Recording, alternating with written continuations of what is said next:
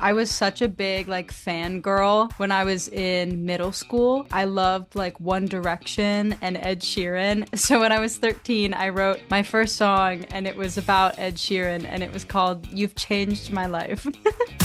Welcome to Not in a Huff with Jackson Huff, where we interview newsmakers, storytellers, and all-around interesting people. Sit back, relax, unless you're driving, and enjoy the show. Here's Jackson. Hello. I am Jackson Huff. This is Not in a Huff. Thanks so much for joining me. As always, really appreciate it. Last week, speaking with another musician. It's been a little while since I had one on. This week, speaking with Sarah Krohn.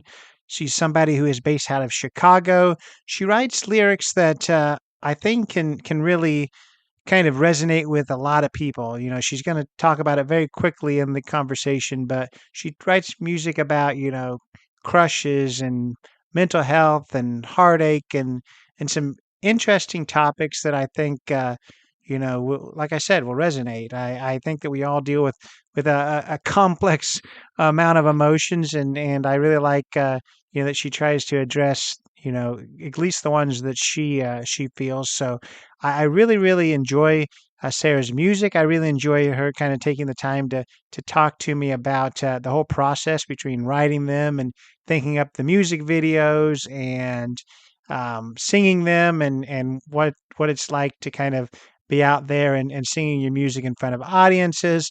It's a really cool conversation with an artist that I think only with time will get bigger and bigger. And I think she's on a great path, and I really look forward to seeing what the future holds for Sarah. If this is your first time listening or you haven't already, go follow along on Instagram, on TikTok, Not Enough Podcast. Go leave a 5-star review and rating on Apple and Spotify. Leave a written review on Apple. That helps a ton. But without further ado, here is Sarah Krohn. Miss Krohn, how are you? I'm good. How are you? I'm good. I appreciate you joining me. Hardest question of the whole evening. Just introduce yourself. All right. Hi, everyone. My name is Sarah Krohn, and I am an indie pop rock musician and songwriter. And I make music about things like identity, social anxiety, having crushes. And yeah, I post my stuff online, and I live in Chicago, and I have a band here, and we play gigs. I love it for sure. And I've got to just give you a little bit of props. I don't know. You earlier today you sent me kind of a nice little one pager about yourself. I don't know if you wrote that or somebody else, but I just love the I guess the word choices and the flow. It was really I like what you had to say there. Did you write it or somebody else write it? Yeah, I wrote it. I like it. It was very good for sure. And you kind of just already touched on it that you write songs with quite a bit of meaning behind it. And I want to get to that, but let's just start with the most basic question that I'm sure you've been asked at least 10 to 15,000 times. What started your passion for music? Yeah, so I took music lessons as a kid, and when I was around 13, I started writing my own songs. And I think the thing that inspired me to write my own songs was the musicians and everything that I loved my whole life. I was such a big fangirl when I was in middle school, and I loved One Direction and Ed Sheeran. And so when I was 13, I wrote my first song and it was about Ed Sheeran and it was called You've Changed My Life. Well, if only Ed Sheeran could hear that at some point. Do you feel strong enough about that 13-year-old writer song that you'd play it for him if he was in front of you? I think I would play it for him just because I think it would be really funny, but I don't think it is my best song at all. Well, if your best song was your song for Ed Sheeran, You Changed My Life, and everything since then, you've just been working hard to get to that level. I don't know. We'd probably I have know. bigger problems. Yeah, that would be kind of sad. Let's kind of move to. I know that you're kind of involved in every aspect of the process of doing the song, whether it's the writing, the producing, of course, the singing. I think you even do the music videos behind it. Why is it important to you to, I guess, kind of have your hands in every aspect? Yeah, I think that is the whole DIY approach to everything is such a big part of how I started doing music. But I found as I've gotten older and now I like have a job where I make money and I can afford to have more people in on the process. I found that like I've been slowly kind of opening up my world and involving people, but I think it's still really important for me to just be involved in everything because I feel like I most of the time I have like a specific vision and working with other people is great, but I feel like I'm so willing to kind of like it's like I'm the only one with the vision in my head and I'm so willing to put in the work to get there and it it can be a lot of work, but I think the end product I'm usually I like if I don't give up until I'm happy with it, which I think like I don't know. I think I can be kind of a perfectionist, which I think can be helpful in making the art that I want to make, but it also, at the same time, can slow you down for sure. I think there's definitely a happy medium in finding that balance for sure. What's in the whole process? What do you find the most rewarding? Is it the songwriting? Is it producing it? Is it being able to finally just sing it? What's the most rewarding part for you? I think the part that I have the most fun with is the producing of the songs and taking kind of the song that I have and making it better and adding all of the different parts to it. I really enjoy that. Like I could spend hours just recording like 40 background vocals and then like just going through like a ton of different keyboard sounds. But I think the thing that is the actually like the most rewarding part is sharing it with people and then seeing how they react and like playing a show for people and then having people come up to me afterwards and like tell me how much it meant to them. Because for me, it's like the whole reason I do music is because of all of the people that have inspired me. And so to think that like I can inspire other people, I think is like that's the reason I do it. I love that. I warned you beforehand that we're going to have two games to get to know you better, but in some silly ways. Are you ready for the first game? I'm so ready. All right. Well, this is the only time that it helps ever so slightly to have ever listened to another episode because I'm going to tell you the name of the three games that we play. We're going to play two of them, one now and one later, but without have ever listened before, you're not going to know what these are. But out of the names, do you want to play podcast realities, rapid fire, generally no follow up, or bravo, your picture is being framed? Let's do rapid fire. All right, rapid fire, generally no follow up. To segment what I ask guests, 8 questions. Having my own strong opinions about all of them, I try, sometimes unsuccessfully, to have no follow-up. Are you ready for the 8 rapid-fire questions? Yes. All right. You're in a hurry. What's your go-to fast food order? A sandwich of some kind, maybe with chicken. All right. You only got $3. What are you spending it on? A sweet treat. Dogs or cats? Cats. Socks with sandals, acceptable or not acceptable? Yes, acceptable. Where's one place you've never been but you've always wanted to visit? Ireland and also Thailand. That was 2. That's all right. What's the most used app on your phone? Probably Instagram. Let's talk about music. This is for everyone, but with you, it's especially important.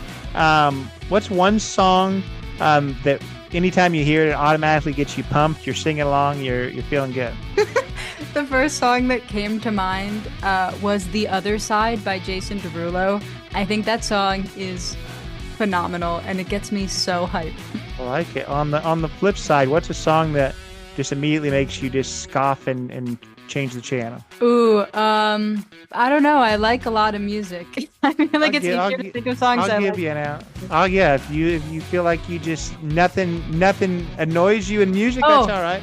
No, I All thought right. of one. Okay. Green Day. It just anything Green Day, not a specific song.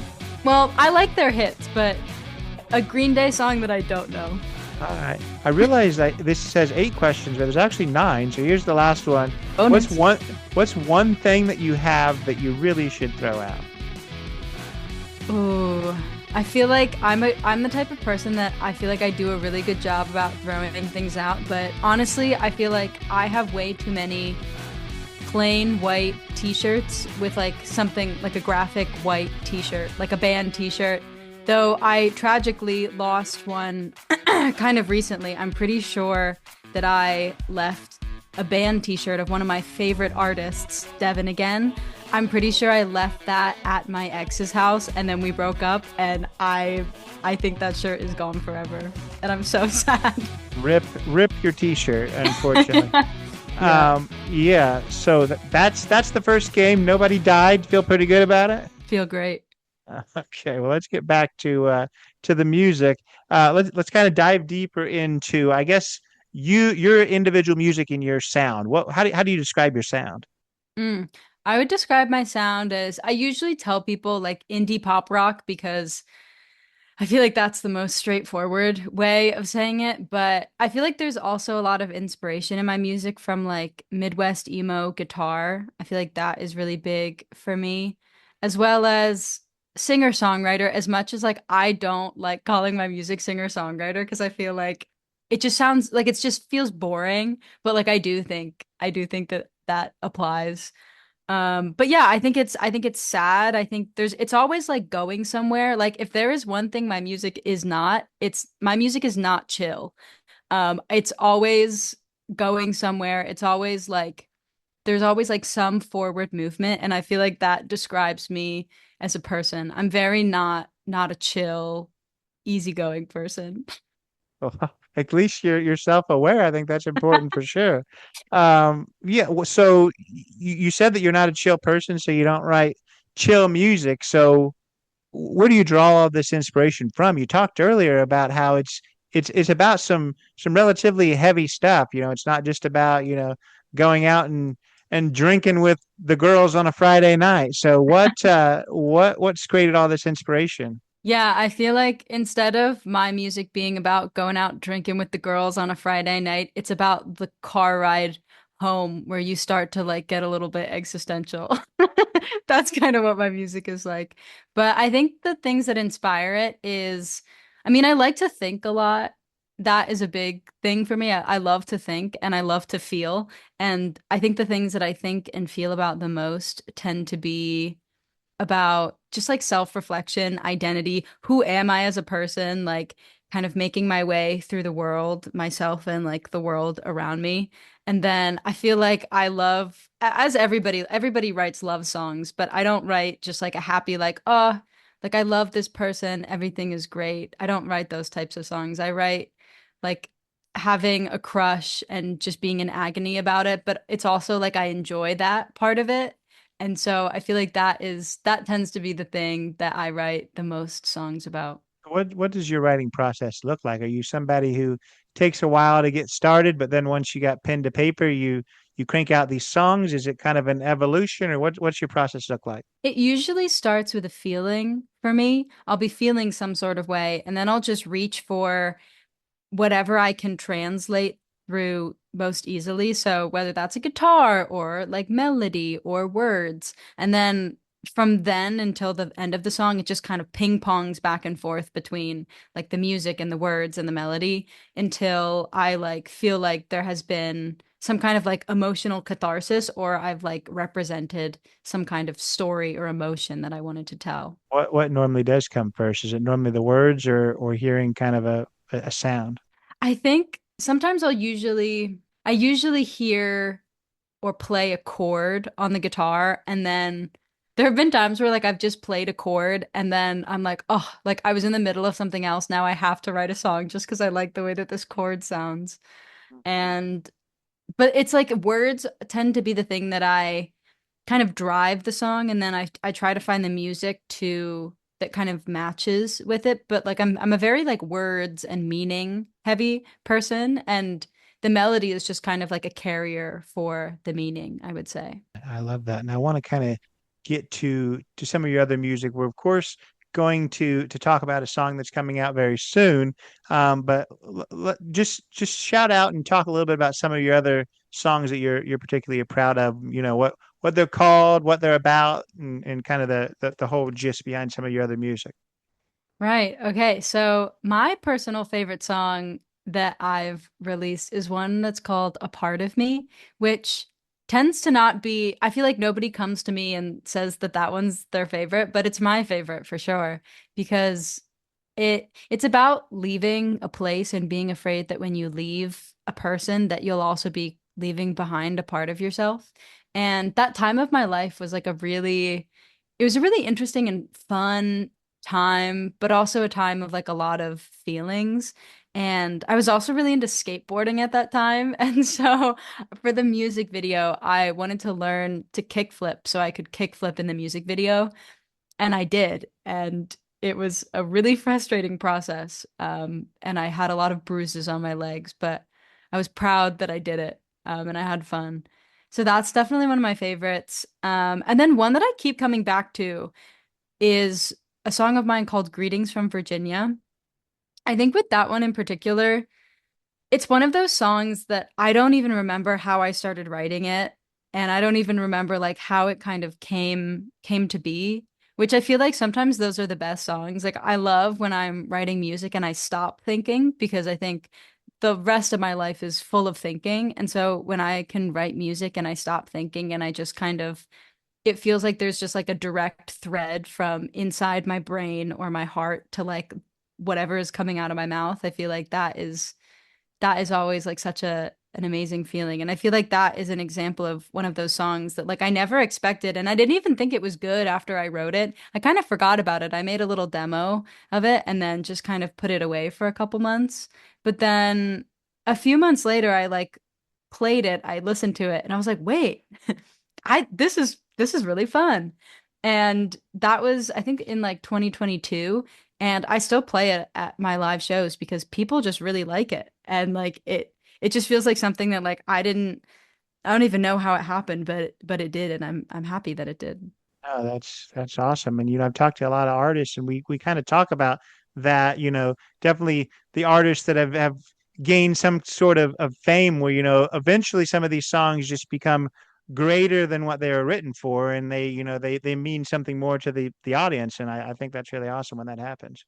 Yeah.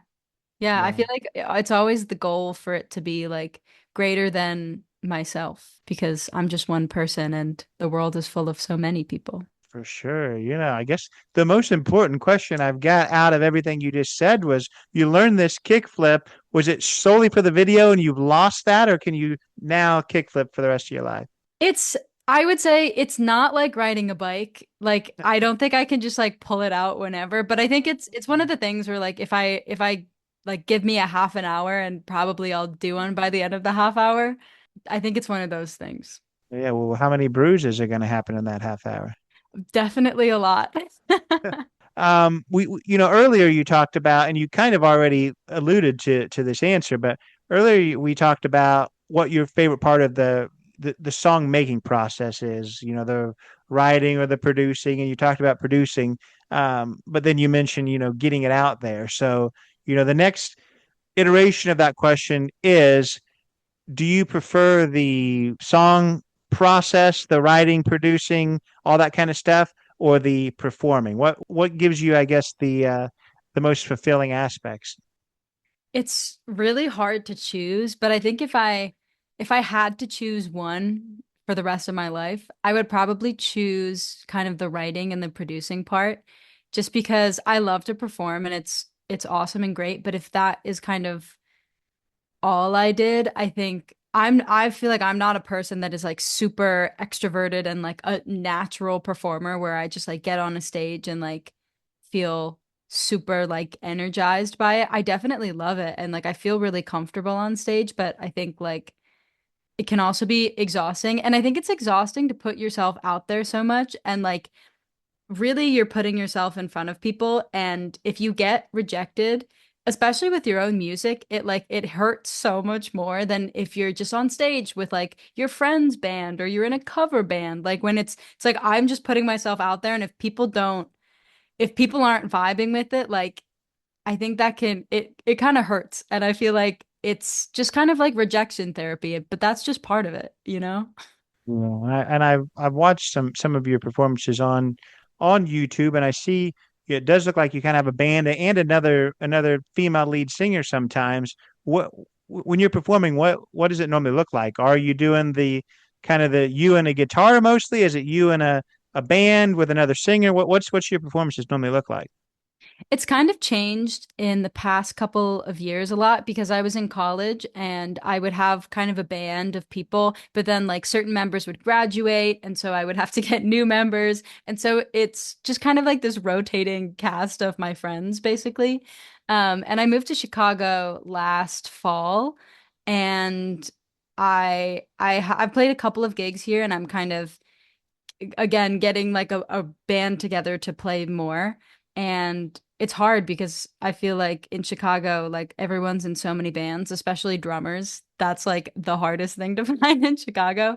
Um, but I've got a setup now, and we're rehearsing, and it's me and a bassist and a drummer and a guitarist. And then I recently have been looking for another guitarist, and so that will hopefully happen pretty soon. I saw in one of the videos you had like a somebody playing the violin, electric Yeah. violin. That's pretty awesome. Yeah, that was my friend John back in college. He played the viola and he rocked. He was so awesome. Did look cool. What made you, I guess, move to Chicago? Was it music inspired? Was it, other things outside of the music? Or I don't know where you're originally from, but Chicago's not necessarily the I guess the first place you think of when you think of, music. Yeah, so I was in college and I was going to college in rural Ohio, and I'm from the suburbs of Philadelphia. And I graduated from college last year and was kind of looking for a place where I wanted to, start the rest of my life. And I was hoping that I would be applying to jobs and I would just kind of go wherever I got a job. But because of the job market and going to liberal arts college, it took me a long time to get a job. And so I didn't have a place to go. And I spent the summer in Maine, living with one of my roommates from college, and we just had like little summer jobs. But then after the summer was over, I was like, okay, like I have to go somewhere. And conveniently, one of my friends had been living in Chicago for a year and needed two roommates. And so we decided to move to Chicago. Chicago was one of my top choices of places to move to, though. I was kind of debating most like major cities in America. Um, but I had lived in New York for a summer once and, played gigs there and had like this internship as well. And it was a lot. And I think like I would do it again if I had to, but I was kind of looking for every reason not to go back there. And I felt like Chicago seemed like a place where there was a music scene and it was less expensive than New York. And just like I like the vibes of Chicago better. But I was kind of between Chicago, Nashville, LA, maybe like, and then yeah, New York, or just moving back to Philly. But I ended up choosing Chicago. I love it. I'm only about 3 hours from Chicago. It's definitely, I live in Indianapolis, which is kind of the best world for me because it's a big city, but Chicago is much bigger, a lot more stuff going on, but I enjoy my visits there for sure. Let's play that second game. We already talked about what three they are. Are we going to do podcast realities? Or are we going to do Bravo, your pictures being framed? Let's do the Bravo one. This segment allows you to give your props and praise to something that's happened to you recently. Did the Walmart door greeter make you smile? Did that new brand of shampoo you're using change your life? Maybe your aunt finally accepted your strange collection. Shout out someone or something that you're happy exists. And I can say one if you don't have one right away, if you need some time, but you feel good about this? You ready to give something that's props?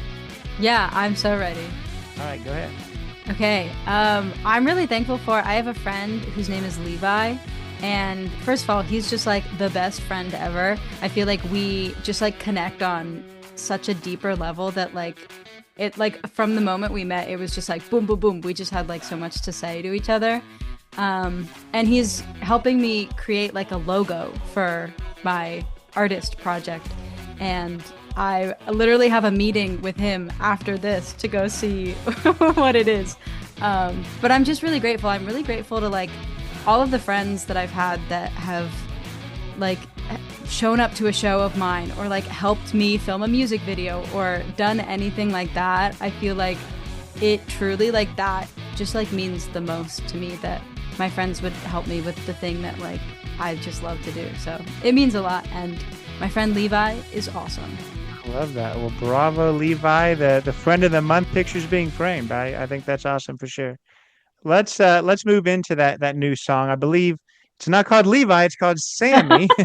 let's uh let's talk about that song, the inspiration behind it, and then obviously what it's all about. Yeah, so Sammy is a song that I wrote that is about a really rocky situationship that I was in. And it was kind of me grappling with the fact that I wanted more from a person that I was with, but things weren't feeling right, but I didn't know why, and I thought that things were right, but I think I realized kind of after the fact that we just like weren't a good match for each other, but it was really confusing at the time because I was like trying to make things work, trying to figure it out. Like I was thinking more than I have ever thought in my entire life. Like I would just be thinking about it all the time, like trying to like figure it out. And kind of what I figured out from that process is that no amount of thinking will get you the answer sometimes. And that was kind of a hard thing to deal with.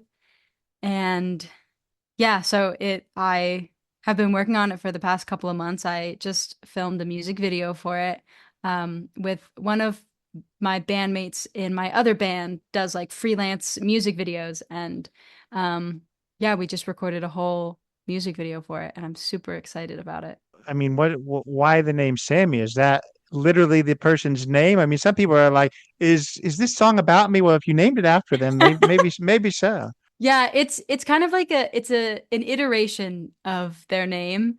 And I've thought about like what it actually means in relation to the song. And I think like on a very shallow level, it was just kind of like it that is who it's about. But it's not their name. Like I never called them that kind of nickname. And so I was like thinking like, okay, like what does that mean? Because sometimes I'll write things and I won't actually really know what they mean, and you have to kind of figure it out afterwards. And I think with that, it was about like wanting this person to be this thing that you want them to be. And it was this kind of like projection of this thing. Like I wanted this person to be like a great match for me and like just like the person that I wanted, but I think the reality is that they weren't. And so this like Sammy character was like me reaching for something and trying to make it work when it didn't. Man, you talked about how you just filmed a music video. We've talked about how, your music, means something to you, and you put a lot of thought behind the lyrics, and it sounds like you put a lot of thought behind the music videos too, and the little blurbs that you sent me kind of describing the music videos. There's a lot of thought and metaphor behind those things too. So talk about this individual music video and then kind of your thought process in all of these to make them mean a little bit more. Yeah, I love thinking of music video concepts. I think it's so fun for me. Like I'll spend months thinking of music video ideas. And so for the Sammy music video, it is kind of using gardening as a metaphor. In the music video, I plant seeds for flowers that aren't really growing. And I'm like, why aren't they growing? And I'm like with this other person.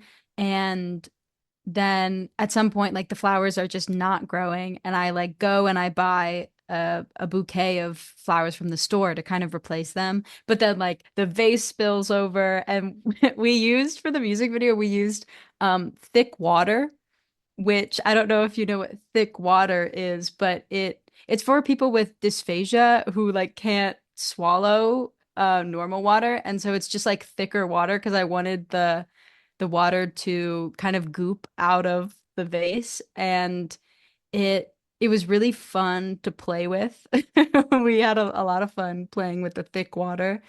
But yeah, then by like the end of the music video, we just filmed the last scene this past this past week, and yeah, I'm like being consoled by my friends, and then the music video is kind of over. And yeah, so I think like with the Sammy music video, this was like the first time that I had a whole crew of people helping me. Like there was just so many more people than just myself and my like a friend of mine and a camera. I've even filmed music videos that were filmed by just me and a tripod. Like I've been really DIY with it, which is much more stressful than having a whole team of people. Like it is so much more of a better experience. Um, but for how I usually come up with music video concepts, I usually try to find like a theme in the song somehow and just see like kind of what it connects to in real life. Like I think it's a thing that I think I do with songwriting a lot, like using metaphors as kind of vehicles for a feeling. And so usually I'll use words in songs, but with music videos, it's like, okay, how can I represent this feeling and what can I tie it to? And for the music video that I released most recently called If You're Down, that was the music video that I spent months thinking about the concept. It was based off of tarot cards. And so throughout the music video, I recreated certain tarot cards, the way that they look, like the images and that were kind of like relating to the music video and how the music video was going. But they also related to the actual tarot cards that I had pulled in my life at that time, because I got really into tarot as I was writing that song. And yeah, and I just made this whole concept about it. And there's different suits in tarot, such as like pentacles and swords and wands. And I have three swords in my living room that I bought for that music video that are still there. I love it. And I know that you're way better at these metaphors than I am. So I've got a question with one of your songs from several years ago. Uh, Explain the metaphor with this one because I'm not smart enough to really realize what it means. What is echoes chasing shadows? What's that mean exactly? So, Echoes Chasing Shadows. So, there is a person in my life that I really looked up to, and I feel like an echo and a shadow kind of feel like similar things in my mind. Like an echo is like a sound repeated, and a shadow is kind of the silhouette of something in the darkness. And so, I kind of felt like I was trying to like I was like inspired by this person. And so I think something that I do when I'm inspired by a person is I try to emulate the person. And so it's like I'll pick up their hobbies and then I'll like listen to the music that they like and things like that. So I felt like I was just kind of like a an echo of the person. I like that. I like that a lot. I want you kind of in wrapping up our chat, people that go check things out, because again we've talked about just how meaningful your music is to you. That it's not just a you know a fun little summer vibe hit. What what do you hope people gain from listening to your music?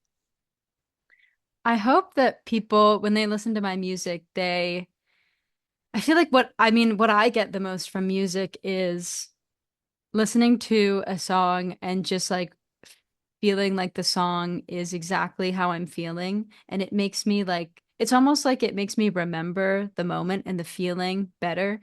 So, like, when I listen to all the songs that I've loved throughout my life, it's like this catalog of the life that I've lived.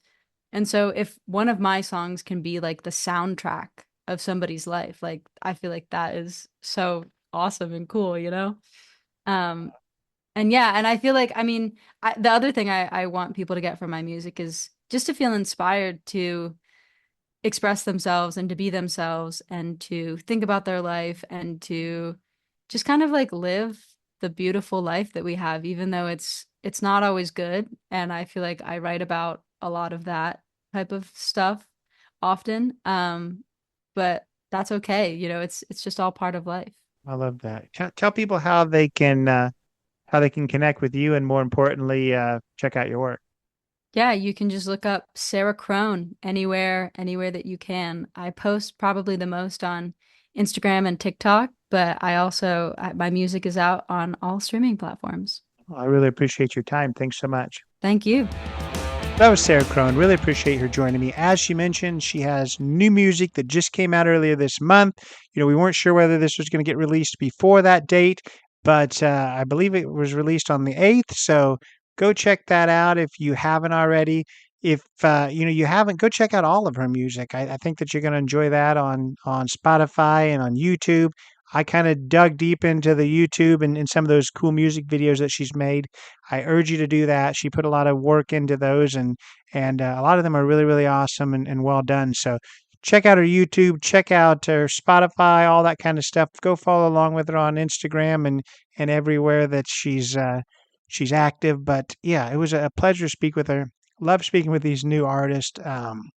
You know, I say new, but I would say people that are still being discovered for the amazing work that they're doing.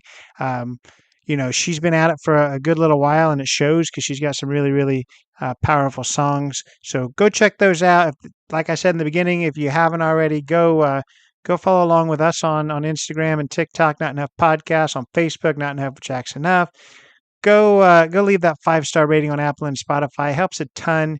But until next time, take it away, Chris. This has been Not in a Huff with Jackson Huff. Thank you for listening. Be sure to join us next time where we will interview another amazing guest who is sure to make you laugh or make you think. Or hey, maybe even both. But until then, keep being awesome.